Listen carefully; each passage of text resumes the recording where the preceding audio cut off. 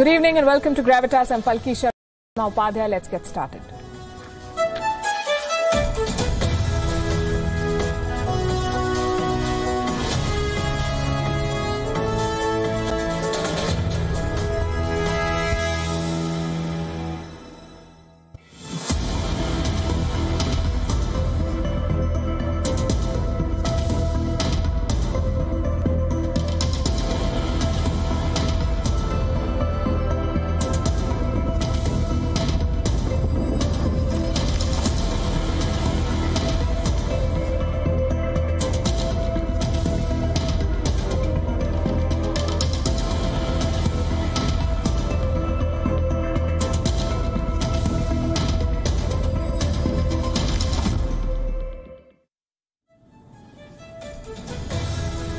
One 110 countries across the world have gathered for a virtual summit today.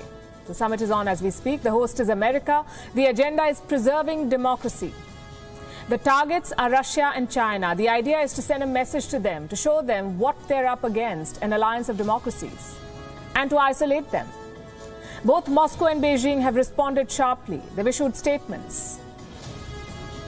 Now, here's the thing about this summit. Some of the invitees do not make sense. Some of those who've been left out should have been included. And frankly, we have our doubts about America's position, its claim to the high ground to decide what is a democracy and what isn't.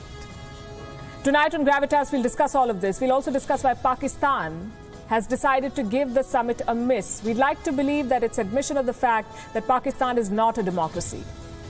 But we know better. We know that Islamabad is acting under pressure from Beijing. So what is the summit all about? What has Joe Biden set out to achieve? And what should we expect at the end of this two-day summit? We'll discuss all of that. We begin, as always, with Gravitas Global Headlines. The mortal remains of India's Chief of Defence Staff, General Bipin Rawat, and his wife, who died in a helicopter crash, have arrived in New Delhi. The Chief of Defence Staff will be laid to rest with full military honours. The black box of the chopper in which General Bipin Rawat was travelling has been recovered. A tree service inquiry into the chopper crash has been ordered, while tributes have been pouring in from across the world, including from the United States, Secretary of State Antony Blinken, the Sri Lankan Prime Minister, Bhutan's Prime Minister, the President of the Maldives, and the Prime Minister of Nepal. Baghdad has said the US-led coalition against the Islamic State group has finished its combat mission in Iraq and will shift to a training and advisory role. Chinese real estate giant Evergrande declared in default by Fitch Ratings agency due to the debt-laden property developer's failure to pay more than $1.2 billion in bond repayments.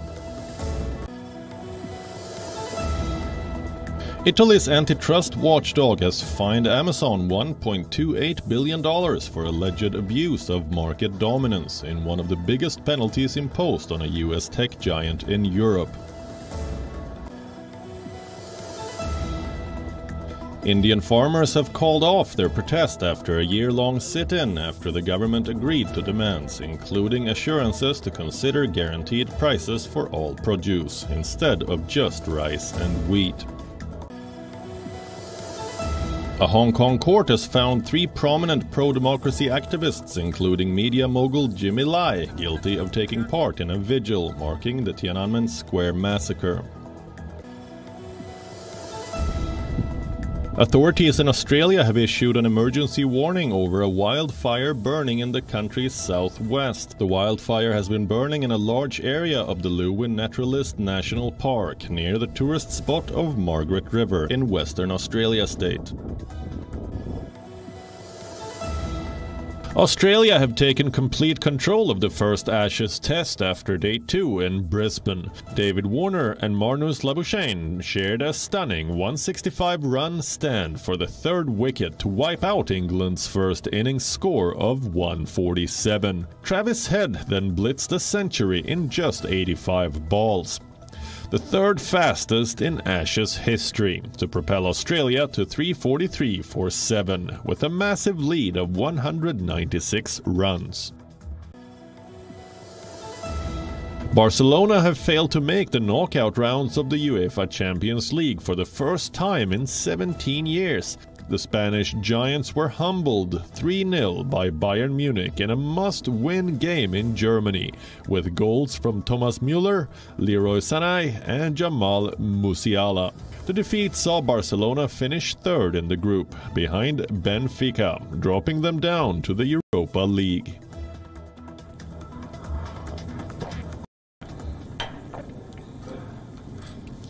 Big leaders chase big ideas.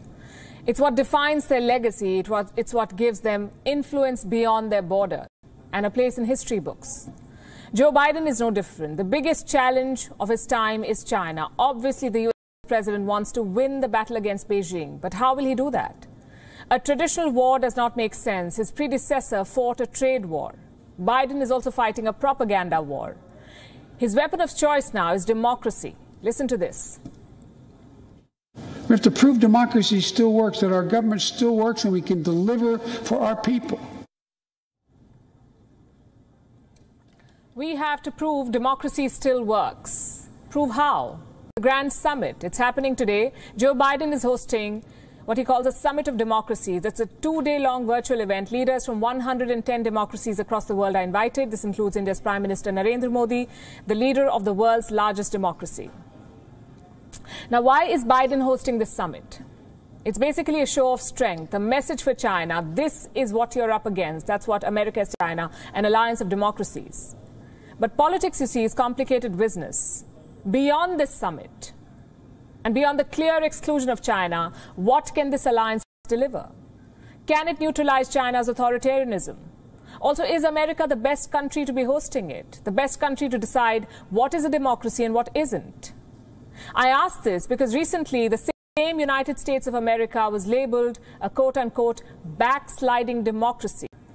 So while sending out a message to China is fine, can the US really sit in judgment of other democracies? On Gravitas tonight, we'll talk about all of this. First of all, let's tell you about the summit. The idea was first pitched by candidate Joe Biden.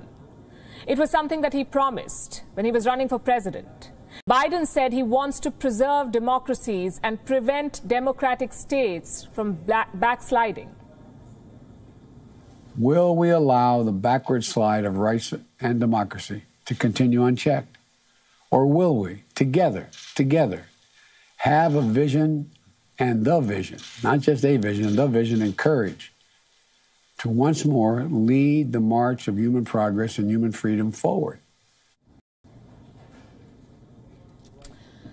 A year after taking office, Biden is fulfilling his promise. So what's on the agenda? 3 issues are up for discussion. Number 1, defending against authoritarianism. Number 2, fighting corruption. And number 3, promoting respect for human rights. It couldn't be more obvious. The agenda is designed to embarrass 2 American adversaries, Russia and China, both of whom have not been invited for this summit. And that does not come as a surprise. But it seems like Moscow and Beijing were, after all, expecting an invite. They have launched a fierce attack on this summit. It began with a joint letter. Top diplomats of Russia and China in Washington wrote this letter. They say today's event is a product of quote-unquote Cold War thinking. Russia has also issued a separate statement. It is 2,000 words long. It describes the many failings of the American democracy, what they call the illegal democracy, encroachment of democracy, as Russia puts it, the illegal encroachment of democracy in other countries. Donald Trump's charge that the 2020 election was rigged. Russia has brought up all of this. And if you think that's below the belt, wait till you hear what the Chinese have been saying. Beijing is angry that Taiwan got an invite for the summit. Their response is an ugly propaganda war. Allow me to read what the Global Times said about Joe Biden's summit. I'm quoting. President Biden's initiative in holding the Summit for Democracy resembles a mistress of a brothel teaching morale to schoolgirls. That language should tell you how desperate and upset Beijing is.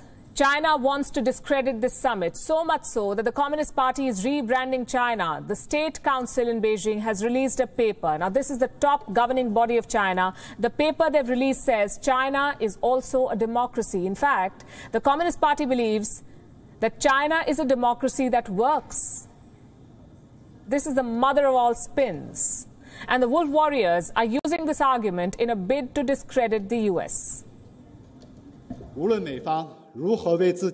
matter how the US glosses over itself, its true face of seeking hegemony under the guise of democracy has long been exposed to the world. The so-called Summit for Democracy will only go down in history as a manipulator and saboteur of democracy.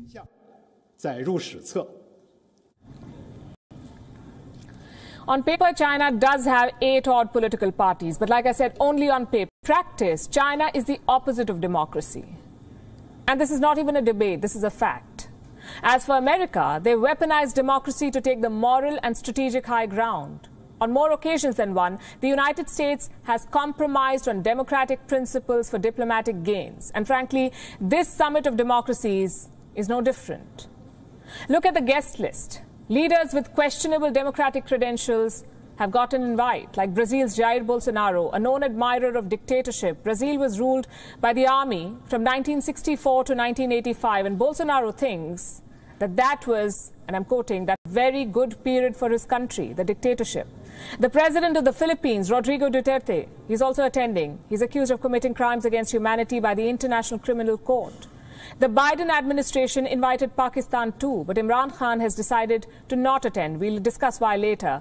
But the question is this the company that Joe Biden wants to keep in his democracy club? Is this how he wants to save democracies, by partnering with Pakistan? Now look at the countries that have been left out. Perhaps this is a more controversial list. Bangladesh and Sri Lanka, they've both been left out. Are they not democracies? Countries like Bolivia and Sierra Leone rank much better than Brazil on democratic indices, but they've been left out. If the purpose of this summit is only to annoy China and Russia, it may have achieved it. But if America's mission is to uphold democratic values, to force dictators to course correct, then Joe Biden's summit of democracies falls woefully short. Now, let's talk about the leaders attending. The Prime Minister of Pakistan, believe it or not, Pakistan was invited to a democracy summit. And they've chosen to give it a miss. Why is that? Is Imran Khan too busy to attend? Does he admit that Pakistan is not a democracy? Or is there something more at play? Time for a quick psychology lesson. There are 2 types of people in this world. 1, those who get an invite and decide for themselves, either attend or not attend. And 2, the type who call up their bossy friends immediately. Should I attend? Should I not? Pakistan is the latter. They cannot decide for themselves. They have to consult their overlords. In this case, it's China. Beijing's reply would have been clear: don't you dare. We're assuming that's what they said. Joe Biden has not invited China to the summit, we know that, but he has invited Taiwan. So it's not difficult to imagine how this conversation went. Pakistan asked, China said no. Next was the difficult part. How do you break this news? Remember, this is a summit for democracy. How do you explain pulling out of something like this? I'll tell you how Pakistan did it. And I'm quoting: "We are thankful to the United States for inviting Pakistan for participation in democracy. We remain in contact with the US on a range of issues and believe that we can engage on this subject at an opportune time in the future. Now we understand. Apparently, now is not a good time." And the story gets more interesting. In Pakistan, this rejection has been given a spin. A brave Islamabad standing up to Washington, D.C., a defiant Imran Khan bunking Biden's lecture on democracy. Truth is, it's none of that. It's a desperate and broke government doing China's bidding, nothing more than that. And Pakistan is only itself to blame. They kept borrowing from China, they kept welcoming Chinese companies, and the bill kept rising. Pakistan owes China around $24.7 billion. That's more than half their total debt. Who will repay this money? Not the government. They're busy renting out the Prime Minister's house, even selling buffaloes. Repaying billions is out of the question. So Pakistan is repaying in kind, or in this case, by surrendering policy, by ceding their sovereignty to China. It's like the old restaurant story. You eat out, but you can't pay the bill. So what do? You stay and wash the dishes. It's actually a fake story, but Pakistan is really doing it. And and not for the first time. Do you remember the Kuala Lumpur summit in 2019? It was pitched as an alternative to the OIC, the Organization of Islamic Cooperation. So Malaysia, Turkey and Iran came together to challenge Saudi Arabia's leadership. Imran Khan was initially supportive. In fact, he was one of the primary invitees to the summit in Malaysia. But at the last minute, he pulled out. Do you know why? Same reason as now, money. In 2018, Saudi Arabia loaned $3 billion to Pakistan plus $3.2 billion in oil credits. Pakistan was to repay this loan, so what did they do? They paid in kind. They surrendered their foreign policy to Saudi Arabia. It's embarrassing, to be honest. Every country has debt. Every country has external debt. But those debts do not guide their foreign. So what's different with Pakistan? The amount of debt. By the end of this year, Pakistan's external payments will reach $14 billion. Do you know how much forex their central bank has? 17 billion. So Imran Khan had a clear choice, debt or democracy, and he chose debt. The United States must take note of this rejection. It's a clear message to them. Pakistan is firmly in China's grip. Their sovereignty and their foreign policy are on sale. Just look at their track record. No word on the Uighur genocide, no criticism of the debt trap, no objection to China's meddling in Afghanistan. What more do you want? This is a mortgage foreign policy, and if Joe Biden has any self-respect, he will retaliate. In fact, we can tell him how to do that. For starters, don't invite a military fiefdom to a democracy summit. It sends a mixed message. You know, Biden has not spoken one-on-one to Imran Khan, 12 months, no phone call. But he invites Imran Khan for a democracy summit. It's time to make up your mind. Secondly, do you really see Pakistan as a major non-NATO ally? Because that's what the US policy says. This list, by the way, includes countries like Australia, Israel, Japan, New Zealand. Pakistan is completely out of place. It has picked China over the US. It has picked debt over democracy. So the next time you have questions for Islamabad, forward them to Beijing, because that's where the answers come from. And if you want answers from Beijing, just watch our show. As we keep saying, for a country that has banned us, China watches a lot of WION. Let's give you the latest example. China's wolf warrior-in-chief Zhao Lijian tweeted this earlier today. 48 seconds of a Gravitas report. They've clearly put some work into this one. It's got 2 sets of subtitles, both in English and Mandarin. They've used our report to take a pot shot at the US. Here's what the tweet says. The US always thinks it is destined to lead the world, to bring its value and system everywhere around the world. But when leadership is imposed, it is actually autocracy. So what exactly was in this report? Listen for yourself. Every year, the United States releases a human rights report. All countries under the sun feature in it except one, America itself. Because the land of the free can do no wrong. The report is an exercise in self-importance, a reaffirmation of America's position as a global policeman. But who exactly left them in charge? No one. The US thinks it is destined to lead the world, but when leadership is imposed, it is called an autocracy. Now we stick by what we reported. America in charge is not a good idea. But you know what's worse? China in charge. And this tweet is a clear example why. The Chinese embassy keeps targeting us over our Taiwan reportage. They try telling us what to report. They have banned our broadcast in their country. And then they use our reports for their political games. Frankly, we're not holding our breath for them to share our reports on the Wuhan virus, on the genocide games, on Peng Shuai, on Xinjiang. And we have one message for the Chinese. Keep watching us. Next time, maybe tell us where you watch us. Coming back to Pakistan, though, here's a question that Islamabad will never answer. What is happening in Xinjiang? What's happening to the Uighur Muslims or to Muslims in general in China? Imran Khan feigns absolute ignorance every time someone asks him this question. Same with most Islamic leaders, not a squeak from them. They've all chosen China's goods over China's Muslims. They've left the genocide of Xinjiang for others to deal with. And the United States, for all its flaws and mistakes, which we are the first ones to highlight, as you just saw, is constantly at it. Call it compulsion, call it compunction. Whatever be the reason, the US is pushing China on the Xinjiang genocide. It is calling out China for its persecution of Uighur Muslims. The US may have ulterior motives, but it doesn't change the fact that some of its actions are extremely significant. Tonight, we want to talk about the latest one.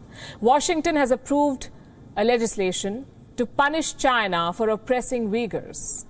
How will they do this? By rejecting goods that are produced with forced labor, the forced labor of Uyghurs in Xinjiang.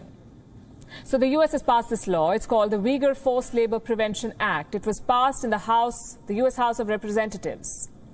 And look at the kind of support it got. An overwhelming majority, 428 to 1, 428 representatives in favor, 1 against.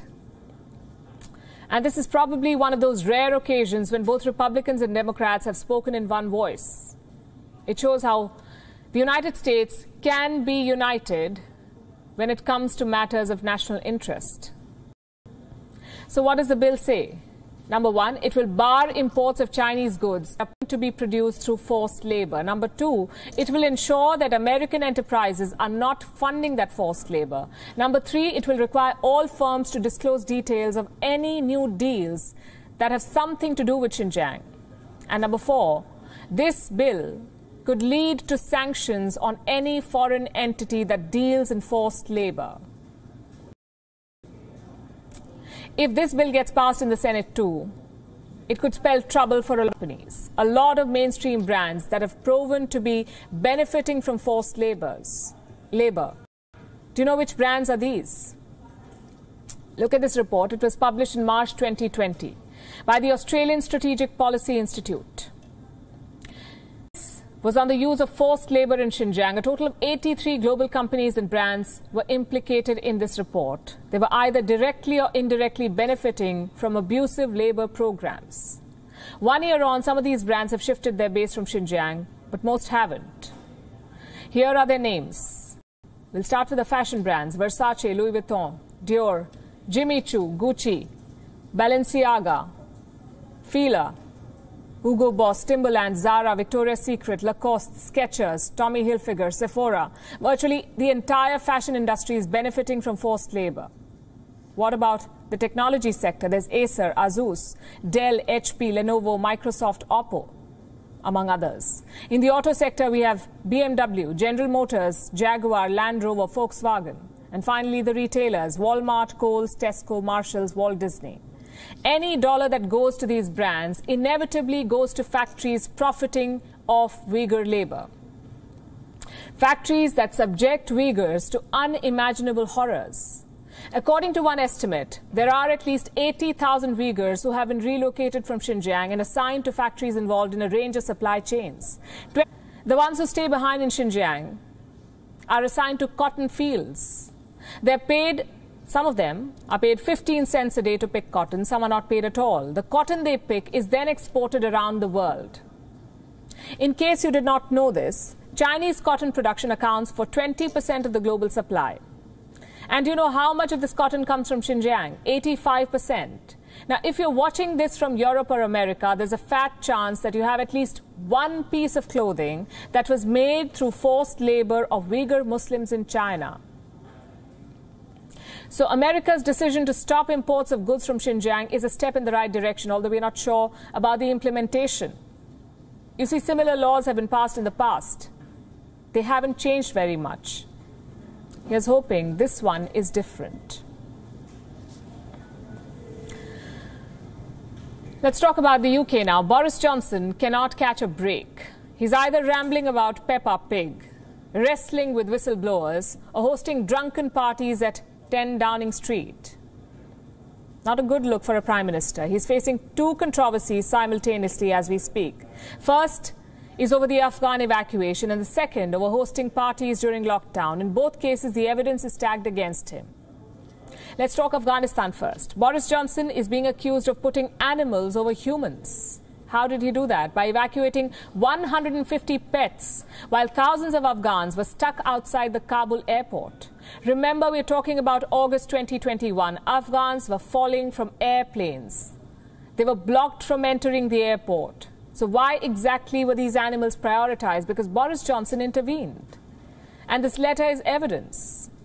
It was addressed to Paul Farthing, the former British soldier who ran an animal shelter in Afghanistan. I'll tell you what the letter says. The Secretary of State has confirmed that animals under your care can be evacuated on a separate chartered flight. The Ministry of Defence will ensure a flight slot is available. Guess who wrote this letter? Boris Johnson's parliamentary private secretary. Not the Foreign Office, not the Defence Ministry. The Prime Minister's own private secretary wrote this letter. Now, Downing Street had earlier denied this charge. They said Boris Johnson never intervened. So who is lying? Did the Prime Minister's secretary go rogue, or is Downing Street covering up the truth? Controversy number 2. The boozy Downing Street parties during lockdown. It was a serious mistake. Did the Prime Minister's secretary go rogue, or is Downing Street covering up the truth? Controversy number 2. The boozy Downing Street parties during lockdown. It was a serious mistake. But the staff at Downing Street do not agree. A leaked video from last December shows them joking about these parties. Listen to this. Do you have any questions today? Do you recognise those reports? I went home. Hold on.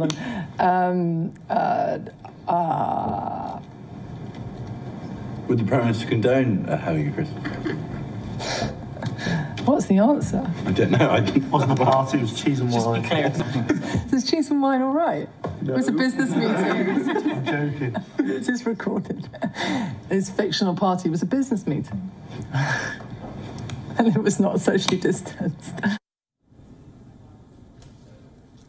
Who needs an opposition when you have staff like this? The London police have refused to investigate the parties. They say it's too late. Instead, the Cabinet Secretary will investigate. Boris Johnson can end this probe by admitting the truth. How big was the party? And did it violate the COVID rules? The Prime Minister has all the answers, but he's silent. Out in London, the public opinion is shifting. The party, the evacuation, Britons are wondering if they voted for the wrong man. But I think people were denied Christmas parties last year with grandmothers and family members, which maybe they could have seen for the last time last year, and haven't been denied that, while Boris and his mates were partying at number 10. It's just not good enough, really. It's certainly not surprising. Johnson is just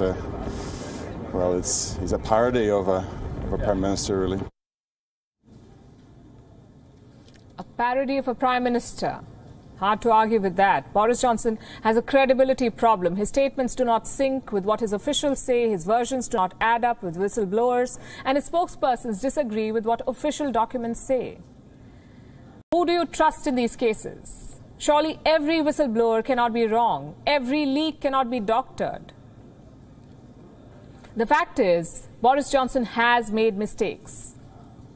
And they're surfacing at the worst possible time. A new Wuhan virus variant has emerged. Britain is implementing new virus restrictions. This is a crucial time for public messaging, but how can Boris Johnson advise Britons on Christmas parties when his own staff were partying under lockdown? Well, he can if he abandons the moral high ground. Boris Johnson was always a colourful character. You may remember him being stuck 5 meters up in a zip line, or tackling children during a game of rugby. All very funny, but we thought the Prime Minister's office would temper him, put some credibility against his name. So far, we've been proven wrong. Now to West Asia. Talks to revive the Iran nuclear deal resumed today, but the meeting ended in just an hour. The diplomats met. They hardly discussed anything, though. Iran is playing hardball. It is demanding major concessions to return to the deal. The issue is Iran's nuclear program. It is the ultimate bargaining chip for Tehran. Reports say that Iran is inching closer towards enriching weapons-grade uranium. Is that the truth? How close is Iran to doing this? And is Iran's nuclear program indeed a serious threat to the world? Here's a report. To the making of these fateful decisions. The year was 1953. America's then President Dwight Eisenhower was a man on a mission. He had started Atoms for Peace initiative. The idea was to supply friendly countries with peaceful and civilian nuclear technology, in the hope that they will not pursue nuclear weapons. Iran was one of the biggest beneficiaries of this program. The US first gave Iran a nuclear reactor for research. Then the Americans built another reactor at the Tehran University. They even shared weapons-grade uranium with Tehran. At that time, it seemed like a good idea. But the United States didn't know then it was jump-starting Iran's nuclear program that it will try to halt decades later. Today, those same reactors have become America's biggest nightmare. Until 2015, that first American reactor was still operational in Tehran. Iran has built bigger facilities in at least 5 other locations: Arak, Isfahan, Fordow, Natanz, and Bushehr. The main nuclear facility is in Natanz. It has 3 underground facilities designed to protect equipment from enemy attacks. That is the primary uranium enrichment facility of Iran. Uranium is the fuel used to make the bombs. In the early 2000s, American intelligence believed Iran was aggressively pursuing nuclear bombs. Tehran had a crash program to build 5 of them. The nuclear deal of 2015 put a stop to those efforts. But after the United States walked out of the deal, Iran resumed its nuclear program. Tehran is believed to be inching close towards enriching weapons-grade uranium. Can Iran actually make a nuclear weapon? There are serious doubts over its capabilities at the moment. The US believes Iran hasn't mastered the technologies used to make nuclear weapons. It also remains unclear if Iran does have a viable design for one. Tehran is also weak when it comes to protecting its nuclear facilities. They have proven to be easy targets for Israel. In April this year, the Natanz facility suffered a cyber attack. The plant was sabotaged just when Iran decided to speed up the production of enriched uranium. What Iran lacks in technology, it makes up for in resolve. Despite the setbacks, the program continues. Centrifuges are still churning thanks to the support from Russia. Moscow has been extending assistance to Iran's nuclear program. As long as that is the case, the threat of Iranian nukes will remain very much alive.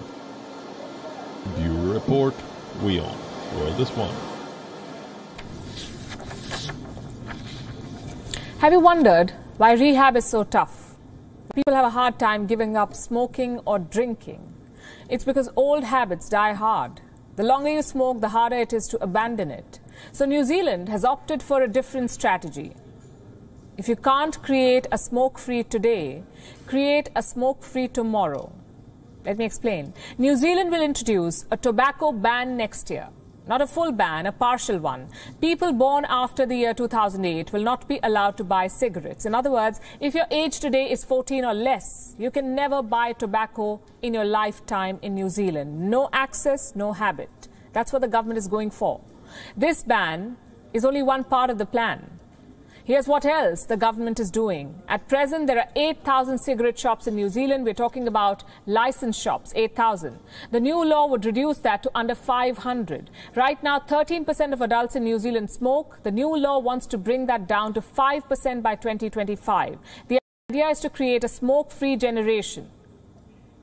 If it's difficult to eliminate a habit, keep the kids away from it in the first place. That is the plan.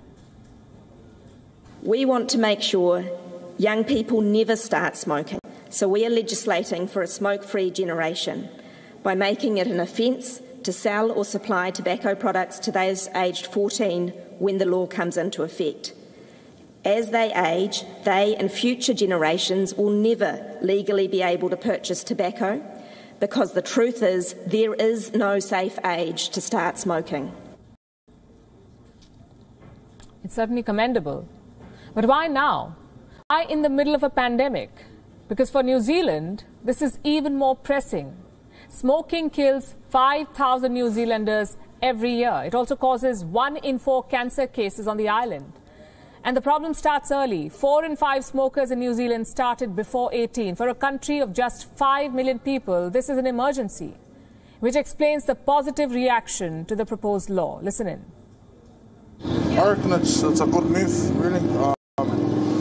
Because right now, there's a lot of young kids walking around with smokes in their mouth, and public are asking how they're getting these smokes. And it's also good for myself too, because it says so I can save more money. Stop it altogether, you know, and if people still want to smoke, well, they can just grow their own, which they are doing. What about pushbacks? How powerful the tobacco industry is, the tobacco lobby? Will they accept such tight regulations? They'll try fighting for sure. The global tobacco industry is worth $793 billion. By 2025, it could be worth $888 billion. What about the users? More mind-boggling numbers. Around 1.1 billion people in the world smoke. So statistically, if you take 7 people, chances are one of them will be a smoker. This is of the tobacco industry. They have a customer everywhere on earth, and so far regulating them has proven to be difficult. You can imagine why. In India, for example, you cannot sell tobacco near schools. There's a 100-yard red line. You cannot sell tobacco within 100 yards of a school, but enforcing the rule is difficult. You have tobacco sold on cycles. You have under-the-table sales, and most importantly, you have no oversight. New Zealand wants to eliminate this problem. Fewer shops and a ban on underage buyers. That's their strategy. On paper, it should work. But there are 2 problems with banning things. Number 1, you create a parallel illegal market, and number 2, you set a bad precedent. The first one is simple economics. If you ban legal sales, people will look for illegal means. That means poor quality tobacco, illegal dealers, and gangs. Basically, a shady parallel world. The second problem is choice. Every smoker, you see, knows what they're doing. They know that smoking causes cancer, but they do it anyway. It's the privilege of living in a democracy, good or bad. Adults decide for themselves. Is this one of those situations? Is New Zealand dictating how people should live their lives, or is it just protecting the next generation from a harmful habit?